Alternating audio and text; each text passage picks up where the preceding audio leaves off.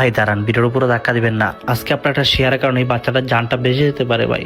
দেখুন, এই বাচ্চাটা বাঁচার জন্য আপনার কাছে বলতেছে ভাই আমি বাঁচতে চাই। ভাই রে, আপনার একটা শেয়ারের কারণে যদি একটা মানুষের জীবন পরিবর্তন হয়ে যায়, ধ্যান না ভাই একটা শেয়ার করলে তো কিছু হবে না আপনার। আলাইকুম। এই বাচ্চাটি বাঁচতে চায়, আপনাদের কাছে সহযোগিতা চাচ্ছে। আজকে এই ভিডিওটা আমার সকল প্রবাসী ভাইদের জন্য।